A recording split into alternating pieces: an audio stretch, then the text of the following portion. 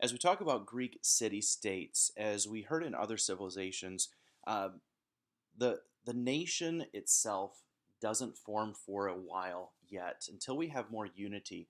And so these individual city-states become self-governing and sometimes go to war with one another. And so in Greece, there were a few of those here. Before we get into some of the specifics, the Greeks called their city-states a polis, and this was their basic political unit in the Greek culture. And a lot of times these had the same type of powers as an individual nation does today, or as they would view it as an individual nation. Unfortunately, many of the polis, or poli, I think would be more accurate, were characterized by disunity. They really didn't get along very well. Part of that was due to the physical boundaries of the mountainous terrain that was around them. There was not an easy passage between different poli, and so therefore they were divided on that peninsula. And so many of these city states would build themselves uh, the city at the foot of the mountain, but up at the top of a hill, they would build something known as an acropolis. And the acropolis was typically their government location, where the important, perhaps the king or his best advisors, they would live and they would hold important government meetings up there on the top of the hill. And so that was the Acropolis. That means high city or up high. And many times it was fortified up there. And so if there was some sort of attack or war, everybody would make their way up to the Acropolis and they would protect themselves and try to defend themselves from the highest point within the polis. As we look at the government, governments were characterized by one of these four types of government. Some of the city states were ruled by a monarch, and this is a rule by one. And many times the king had a council of nobles there to advise him in a monarchy. Now, some were an oligarchy. An oligarchy is a rule by a few, and so the council of nobles here took power that was normally given to the king, and they just ruled without a king. So you might have a group of four or five or six, and they would all make the decisions as if they were working collectively together as a king. Unfortunately, it produced a lot of tension between the wealthy and the poor classes because most of the time this council was made up of the wealthy class, and the poor didn't really get a whole lot of say in their government. Well, then there was tyranny. This was led by a tyrant who often gained control by force. And many times, this was a person who was promoted and was generated by the will and the desire of the common people. You see, this whole system is cyclical. I mean, it runs in a circle. And so many times the city state would start off as a monarchy, and the monarch might die. And instead of replacing it, the nobles would just decide, we're going to run the country ourselves, which would lead to more division between the upper class and the lower class, to the point where the lower class couldn't take it anymore. And then they would find a person that would champion their cause, and the lower class and the poor people would rebel against the oligarchy, and they would want this individual who was looking out for their interest to become the new person in charge. And so it would a lot of times lead to an overthrow of the oligarchy, and that would set up the new person in a tyranny as a direct leader over the people. And he would come to power so quickly and forcefully that often he would place the people under very harsh rule to try to regain control. And often he would go beyond what the people really wanted.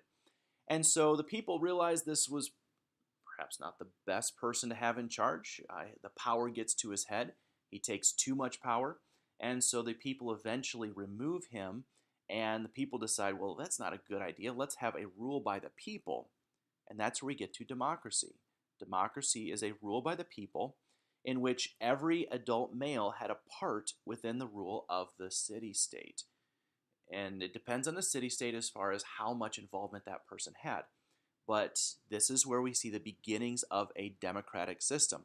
And the democracy would work for a period of time until eventually the people stopped caring about voting and they didn't participate in their government, which led them back into a monarchy and one person in charge that was ruling in the interest of the people.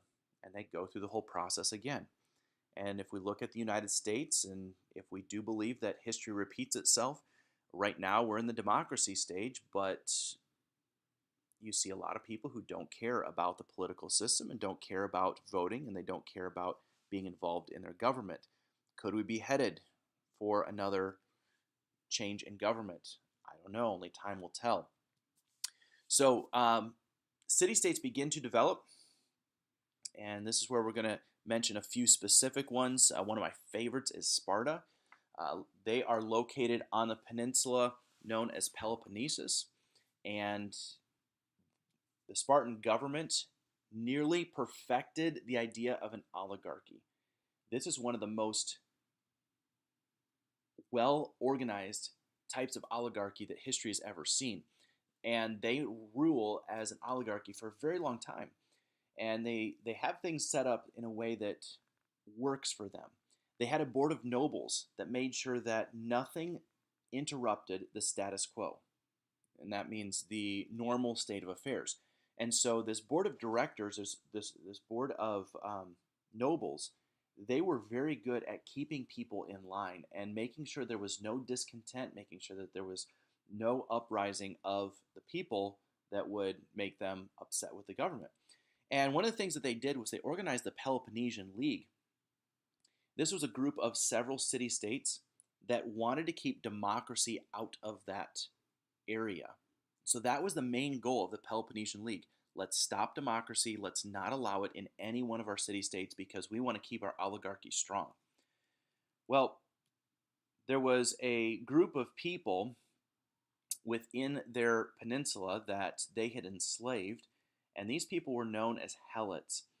And this was one of the people that the Spartans had conquered, and they brought them back as their slaves, and the Helots were worked and forced to do whatever the Spartans wanted them to do. They were not treated very well in their civilization. And the Spartans really created a militaristic state to help to keep the rising number of Helots under control. It kind of sounds a little bit like Egypt and the Hebrews in some regards. And so as more and more Helots were born and were growing, the Spartans became tougher and tougher and tougher. In fact, part of the training of a Spartan warrior, before you could become known as a true warrior, known as a man, a rite of passage was that you had to go out and you had to kill a Helot. Now, it wasn't enough that you could just go out and kill him, but you couldn't get caught. And if anybody caught you, then you were not granted that rite of passage. In fact, your life could even be in danger because they wanted the Spartans to be trained so well that they could sneak in, they could kill somebody and escape without a trace. And so the Helots were not very well regarded part of their society, but important one to know about. Now, when it comes to the Spartan warriors were trained day in and day out. Everyday life for the people in Sparta was centered around training their warriors. Any sort of unhealthy baby that was not deemed strong enough to be a Spartan warrior was taken out to a hillside and placed outside of the city gates and outside of city limits there to die. And it was just a place where they would take all these babies and leave them just to be exposed to the elements and to starve. And it was pretty sad how they treated that, but that was the way their culture was. At the age of 7, boys were taken to begin their training. They did not go off to normal school like we might think of. They would go off to training. And they were a part of a very rigorous physical training program. They were beaten at a very young age to learn to endure pain. They were encouraged to steal from one another, to learn to be resourceful. And this was all encouraged by mom and dad. In fact, dad was typically off to war, or he had already died in a war. And mom was there, and her job was to make a good Spartan warrior. And if that meant being harsh with her son, then that's exactly the way that she was going to be. At the age of 20, you could become part of the army, but you were not allowed to become a citizen until the age of 30, which meant that you had to last and stay alive for 10 years serving faithful in the army before they would allow you citizenship. If you made it to the age of 30, you were considered old in the Spartan society, and you were considered to be somebody who was worthy of the government or worthy of participating in citizen responsibilities. Now, as far as Spartan girls go, Spartan girls had very similar training to the boys so that they could become mothers to train more warriors. And so they were beaten, they were taught to steal, they were taught to fight one another. Now, women didn't often go to war, but they wanted the women to know how to train the boys and to be strong mothers. In fact, it was a common phrase for the women when their husbands or their sons would go off to war that they would say that we want you to return with your shields in victory or return on them. In other words, you better not come back in defeat. We don't want you coming back home if you have lost the battle. You better die and give your life out there. So that was definitely an insight into who they were. Now, to contrast, the city-state of Athens was much different. The government of Athens was set up as originally as an oligarchy, and in that oligarchy, they had chief magistrates that were known as an archon. That is spelled Archon. However, they began moving very quickly toward a democracy. In 594, that's not a date you're going to need to memorize, but in 594, there was a archon by the name of Solon, Solon. And he instituted a number of practices that favored the common man, and eventually it led to a tyranny that takes over. Well, we said in our circle of government that after tyranny, there's often a democracy that's established, and that's where Pericles comes into play. And he established a rule of the people in a democratic format. Now, as we look at the people and the life in Athens, one of the main emphasis in their life was that of support of the government, democracy. There was a big contrast to what we would have seen in Sparta. There was a lot more peace. There was a lot more family atmosphere in Sparta. A lot more concern about education and the arts in Athens. Compared to Sparta. Sparta was all about military training. Athens was more about learning and knowledge and understanding.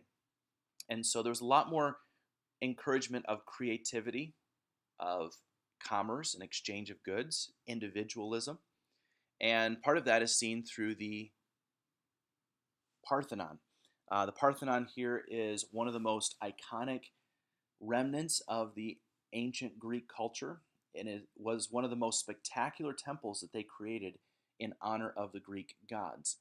And this is not something you would have ever seen anywhere near Sparta, but in Athens it was very fitting.